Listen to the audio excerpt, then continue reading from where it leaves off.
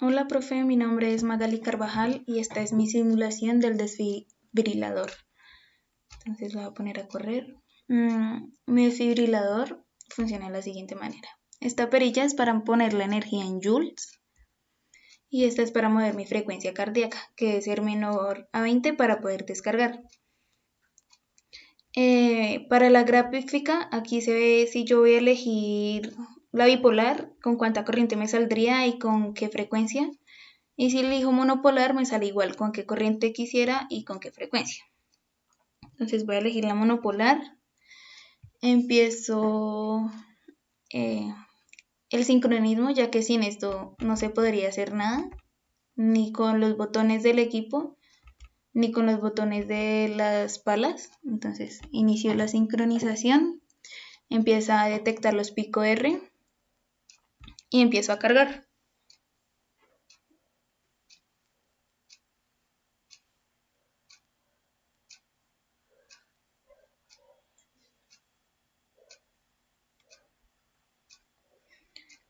Cuando el equipo ya carga, suena una alarma y se prende este LED. Entonces, después de eso se inicia la descarga y la descarga sale el SG con una espiga al final de la onda T, ahí se pudo observar, y se apaga. Empieza a contar el temporizador de 5 segundos. En este tiempo yo debo decidir si voy a dejar a mi paciente a un paro cardíaco o si lo voy a subir. Entonces, en este momento lo voy a subir. Y como ya mi frecuencia cardíaca es mayor a 20, entonces no me va a dejar ni cargar, ni desfibrilar, bueno, o realizar la descarga, ni con el equipo, ni con los que están en las palas. Voy a hacer otro ejemplo para poder cargar y descargar con los botones de las palas, pero esta vez voy a elegir desde acá mi energía. Entonces voy a poner 350 joules y acá también la perilla se mueve hasta 350. Entonces voy a elegir la otra onda, voy a cargar.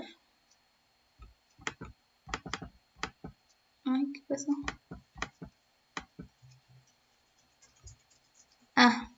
No, como no se movió la frecuencia, por eso no me dejaba cargar. Entonces la voy a bajar, voy a cargar.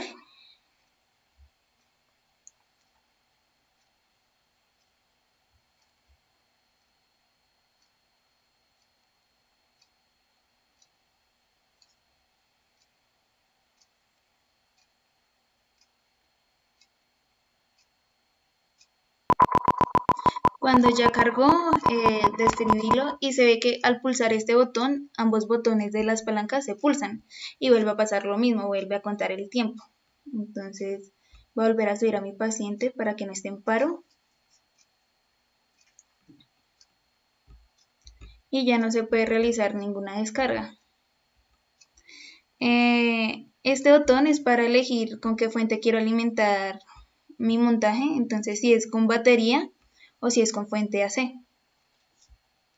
Esta es la resistencia del paciente, que son 50 ohmios.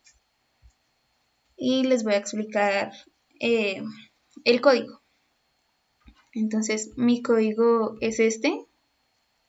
Todo está entre un ciclo while, excepto estas tres variables, que es la inicialización. Entonces, apenas empieza el programa, la carga del condensador siempre va a estar en 0. La frecuencia cardíaca inicia en 75 y este contador empieza en 0 también. Entonces, esto es el control de la frecuencia cardíaca y este es el visualizador.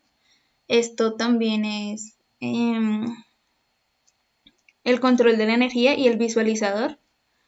Para la fuente yo hice un case, entonces si mi fuente está en el case true, se prende la batería y se apaga el AC. Y si está en false, se prende el AC y se apaga la batería. Para que los botones me funcionaran, para que suprimieran el tiempo, puse este botón y este case. Entonces, depende de este botón, se van a prender los dos, que serían true, o apagar los dos, que serían false. Esto es para que me grafique la señal DSG. Entonces, las condiciones es que el botón de descarga del equipo esté apagado y que los botones de descarga de las palas también estén apagados. Por eso es un not and, para que me niegue lo que está entrando y así puedo imprimir mi señal DSG normal.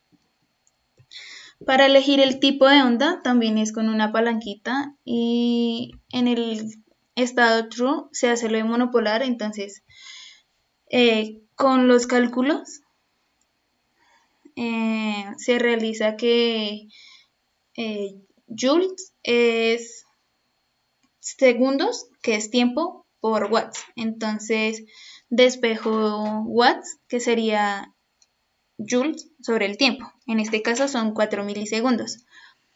Después los watts los puedo dividir en la resistencia, que serían 50, y le saco la raíz a eso y me da la corriente, que es esta. Para recrear la señal monopolar yo dividí la corriente, ya que es corriente versus tiempo. Dividí la corriente para que la mitad entrara al offset y no quedara ninguna parte negativa, y la otra mitad entró a la alimentación de la gráfica, que es la amplificación. Mi frecuencia es de 250, esto es la señal como se va a mostrar, y mi ciclo es de 50. Esta es la gráfica, esta es la frecuencia indicando esta misma, y acá la corriente bipolar, la frecuencia monopolar y la gráfica como tal bipolar se van a cero. En false es lo mismo, se hace el mismo procedimiento para hallar la corriente, que sería hasta acá, pero esta gráfica bipolar sí tiene una parte negativa. Entonces, para la parte negativa, la corriente de la parte negativa es 1/3 de la corriente de la parte positiva de la señal. Por eso lo dividí en 1/3 y esto lo alimenté al offset de la señal. Y le resté a mi corriente de positiva, por decirlo así, de la señal de la parte positiva, le resté el 1/3 y eso lo puse como amplitud. Mi frecuencia es de 125, ya que el tiempo es de 0.008, lo que son 8 milisegundos. Y la corriente bipolar, como es de pico a pico, ya que consta de un pico negativo, entonces es la suma de ambas corrientes, de la que está en la parte positiva y de la que está en la parte negativa. En este lado, la corriente monopolar, la frecuencia monopolar y la señal monopolar se vuelven cero. Este case es del botón de sincronismo. Entonces, cuando el botón de sincronismo está encendido, se puede hacer carga y descarga. Entonces, bueno, también se cuentan los picos con esta cajita, en donde esta es la gráfica a la que se le van a contar los picos, que en este caso sería o el SG normal o el SG con la espiga.